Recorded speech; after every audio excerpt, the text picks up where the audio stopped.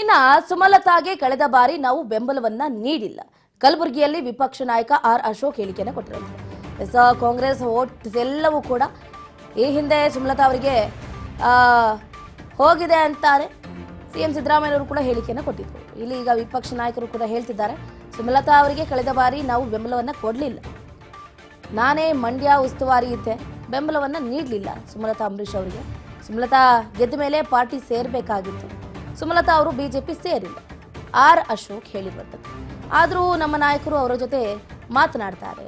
ಕಲಬುರಗಿಯಲ್ಲಿ ವಿಪಕ್ಷ ನಾಯಕ ಆರ್ ಅಶೋಕ್ ಅಡ್ಡಗೋಡ ಮೇಲೆ ದೀಪ ಇಟ್ಟಂತೆ ಮಾತಾಡಿದ್ದಾರೆ. ಇತ್ಲಾಗೆ ಪರನೂ ಅಲ್ಲ, ಇತ್ಲಾಗೆ ವಿರೋಧನೂ ಅಲ್ಲ, ಹಂಗಾಗ್ಬಿಟ್ಟಿದೆ. ಈ ಹಿಂದೆ ಮಂಡ್ಯ ಉಸ್ತುವಾರಿಯಾಗಿದ್ದರು, ಅವಾಗಲೂ ಕೂಡ ಸುಮಲತಾ ಅಂಬರೀಶ್ ಅವರಿಗೆ ಬೆಂಬಲ ನೀಡಿರಲಿಲ್ಲ. ಬಟ್ ಈಗ ಸುಮಲತಾ ಅಂಬರೀಶ್ ಅವರು ಬಿಜೆಪಿಗೆ ಬೆಂಬಲ ತೋರಿಸ್ತಾ ಇದ್ರು ಕೂಡ ಎಲ್ಲೋ ಒಂದು ಕಡೆ ಅಡ್ಡಗೋಡ ಮೇಲೆ ದೀಪ ಇಟ್ಟಂಗೆ ಮಾತಾಡಿದ್ದಾರೆ. ಸುಮಲತಾ ಅವರಿಗೆ ನಾವು ಅವರ ಎಲೆಕ್ಷನ್ ನಿಂತಾಗೆ ಬಿಜೆಪಿ ಎಲ್ಲೂ ಸಪೋರ್ಟ್ ಮಾಡಿಲ್ಲ. ಕರ್ನಾಟಕದಲ್ಲಿ 28 ಹಾಕಬೇಕು ಅಂತ ಹೇಳಿದಾಗೂ ಕೂಡ ನಾನು ಇನ್ಚಾರ್ಜ್ ಆಗಿದ್ದೆ, ಮಂಡ್ಯಾಗ ಇನ್ಚಾರ್ಜ್ ಆಗಿದ್ದೆ. ಮತ್ತು 15 ದಿನ ಅಲ್ಲೇ ನಾನು ಕೆಲಸ ಮಾಡಿದ್ದೆ. ನಾವು ಬೆಂಬಲವನ್ನು ಕೊಟ್ಟಿದ್ವಿ, ಓಪನ್ ಬೆಂಬಲವನ್ನು ಕೊಟ್ಟಿದ್ವಿ. ಅವರು ಗೆದ್ದಾದ ಮೇಲೆ 6 ತಿಂಗಳಲ್ಲಿ ಅವ್ರಿಗೆ ಅವಕಾಶ ಇತ್ತು, ಅವ್ರು ಸೇರ್ಬೋದಾಯ್ತು, ಯಾವುದಾನ ಪಾರ್ಟಿಗೆ ಸೇರ್ಬೋದಾಯ್ತು. ಅವರು ಯಾಕೋ ಗೊತ್ತಿಲ್ಲ, ಮನಸ್ಸು ಮಾಡಲಿಲ್ಲ, ಸೇರಲಿಲ್ಲ. ಕೊನೆ ಒಂದು ವರ್ಷ ಇದ್ದಂಗೆ ಹಿಂದೆ ಅವರು ಬಿಜೆಪಿಗೆ ಸೇರೋಕ್ಕಾಗಲ್ಲ, ಯಾಕೆಂದರೆ ಲೀಗಲಿ ಸೇರೋಕ್ಕೆ ಅವಕಾಶ ಇಲ್ಲ, 6 ತಿಂಗಳ ಒಳಗಡೆ ಸೇರಬೇಕು. ಅದರಿಂದ ಬಿಜೆಪಿಗೆ ಅವರು ಸೇರಿಲ್ಲ.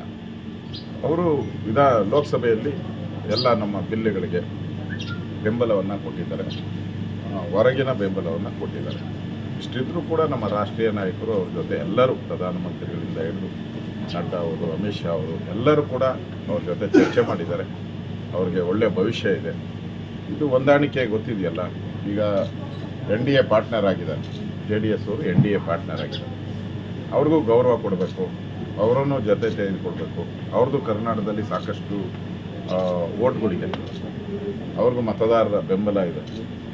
ಆ ದೃಷ್ಟಿಯಿಂದ ಅವ್ರನ್ನೂ ಒಟ್ಟಿಗೆ ತೆಗೆದುಕೊಂಡು ಹೋಗಬೇಕು ಅನ್ನೋ ದೃಷ್ಟಿಯಿಂದ ನಮ್ಮ ಕೇಂದ್ರದ ನಾಯಕರು ಸೀಟುಗಳನ್ನು ತೀರ್ಮಾನ ಮಾಡಿ ಇವತ್ತು ಅಥವಾ ನಾಳೆ ಘೋಷಣೆಯನ್ನು ಮಾಡ್ತಾರೆ. ಕೇಂದ್ರ ನಾಯಕರು ಮನವೊಲಿಸಿದ್ದಾರೆ, ನೋಡಬೇಕು.